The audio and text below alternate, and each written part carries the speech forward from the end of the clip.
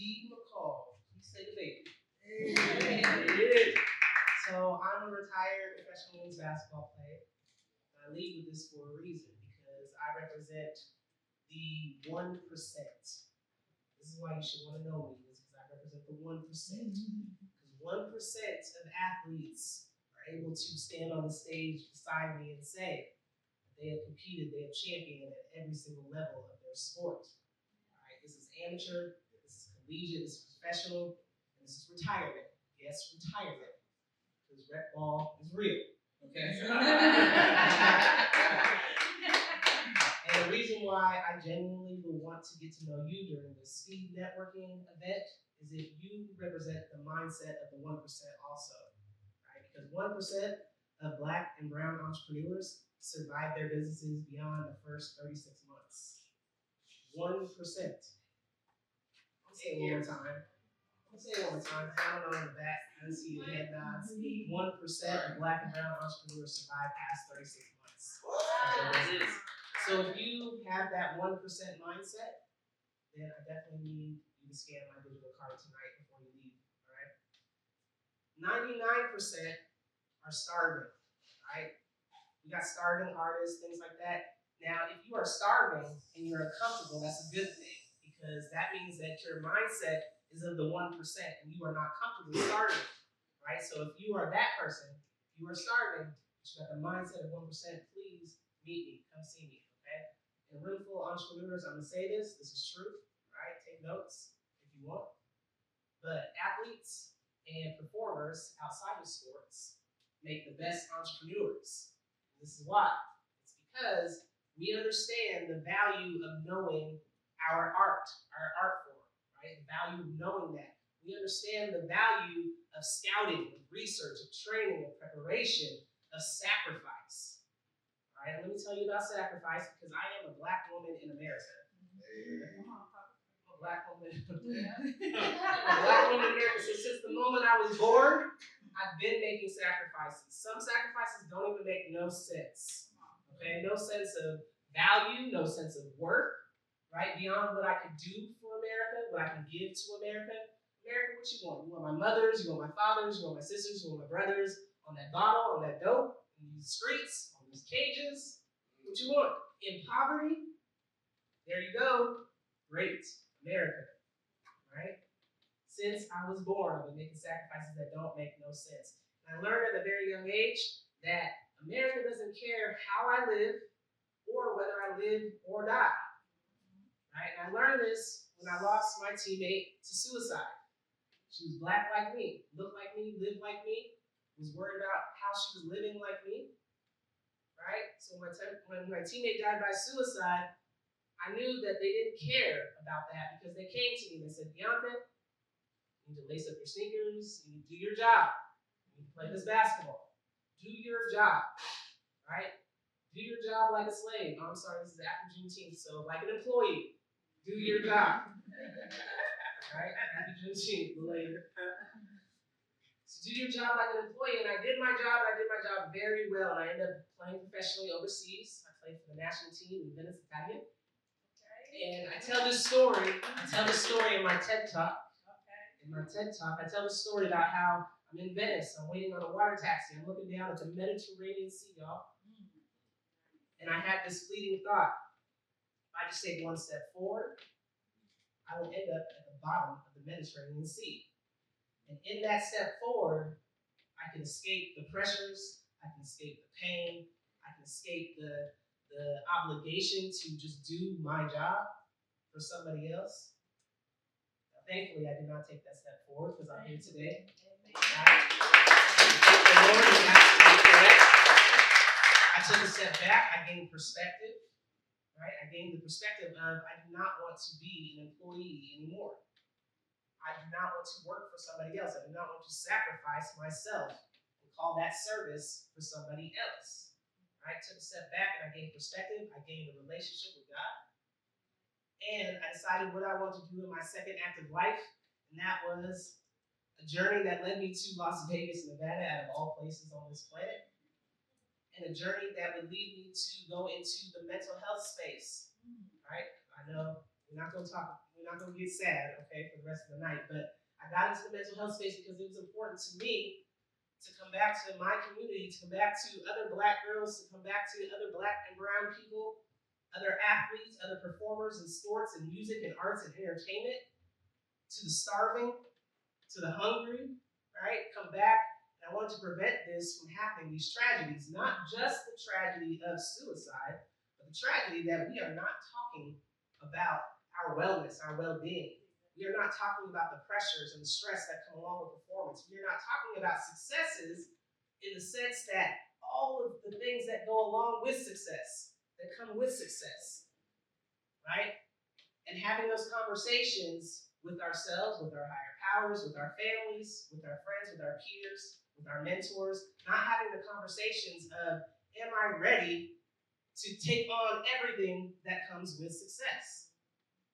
Right, so I came back, owned and operated a behavioral health care clinic since June of 2011 that ended up shutting down in August of 2021 after the pandemic because they didn't care about how I was living or whether or not my business lived or died. So as an entrepreneur, I had to do something. This is language from basketball for y'all that don't know, but I had to pivot. I had to pivot with my business. And I went into the tech space.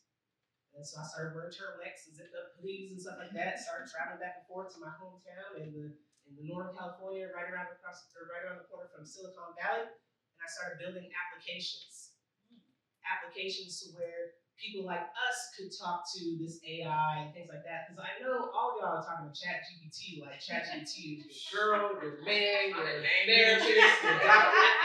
Don't lie, I know you all are doing it. But what you may not understand is that when you enter in prompts into ChatGPT, you do not own your thoughts, your feelings, your dreams, your hopes, your wishes, your very human challenges that you enter into ChatGPT. It's Microsoft, it's OpenAI.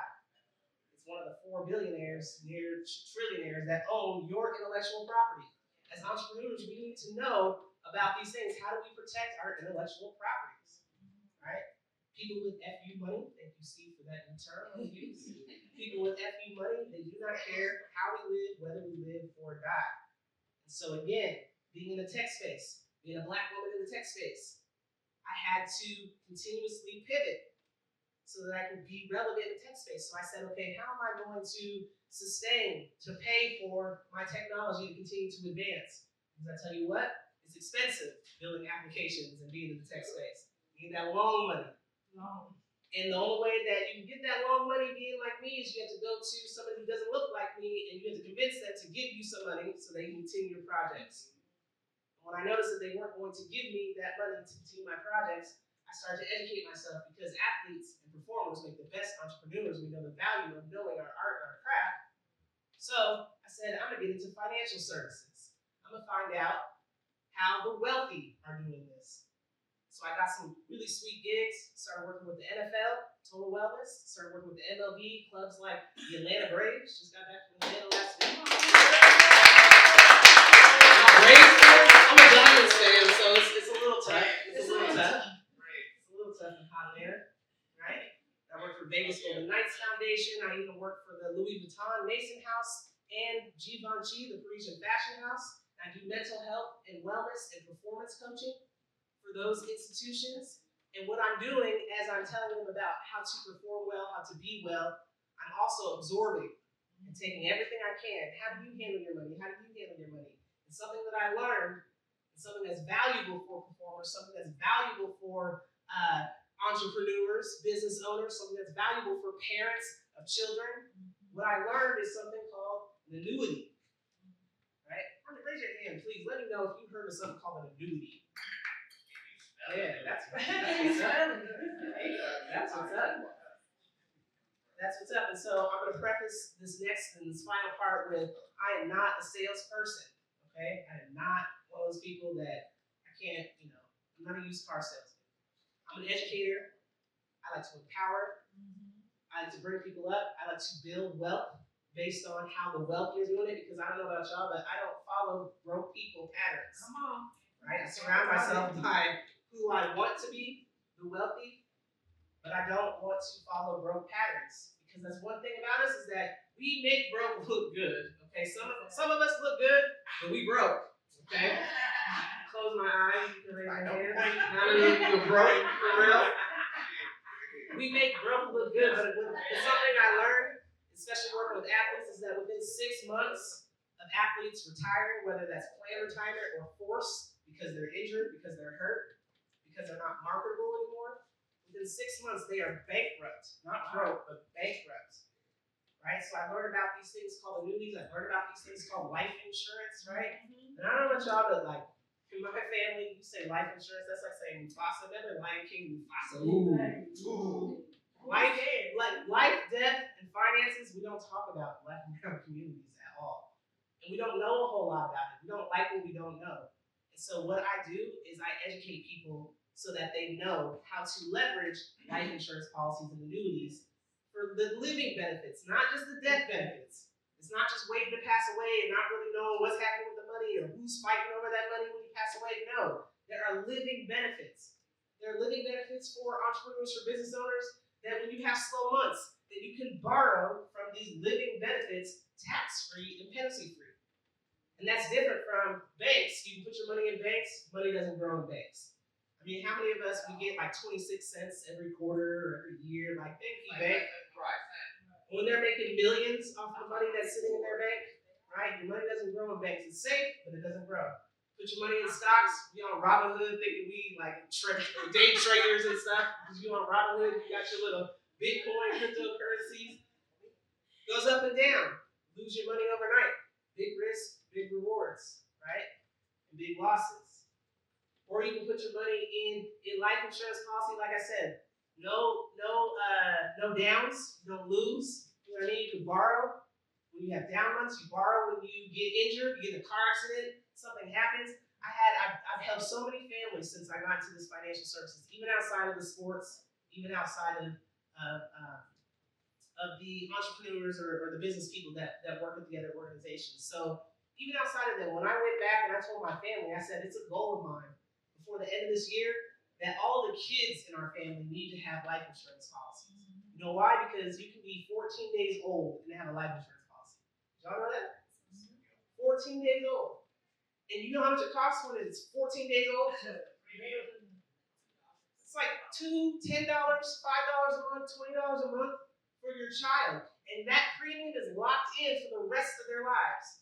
So even as they get older and they do have some health stuff, when otherwise it would be astronomical for us if we wait until we're 65 in order to get life insurance, they're still paying $5, $10, $20 a month for life insurance policies that they can borrow from. They can borrow up to 90% of the policy from. So by the time you get them at 2 weeks old, by the time they're 21 and they want to get married, they want to buy a house, they want to buy a car, they want to travel, they don't want to be starving, right? They borrow from the life insurance policies, up to 90% of that. And you don't pay it back. I say borrow, but you don't have to pay it back. What they do is they subtract it from your death benefit. Your passing, your inevitable passing, right? Because it's not if we die, we all gonna go, right? So they say, oh, we'll just subtract that from your benefits. Your beneficiaries get that much less, right? So I want you guys to scan my digital card before you leave. If you want to think about you, yourself, your families, I'm telling you, if you have kids in your families, it's a no-brainer. Get policies for your kids. I'll provide the education on it. I'll provide you with the links to other people that can give you education that can get you produced, get you your policies. But yeah, that's what I'm doing. Financial health is mental health, right? Because that's the core of a lot of our problems in this space, right? So mental health is financial health, and wealth is mental health, right? Follow me online. My name is Bianca McCall, _Bianca McCall, _ on most of the platforms.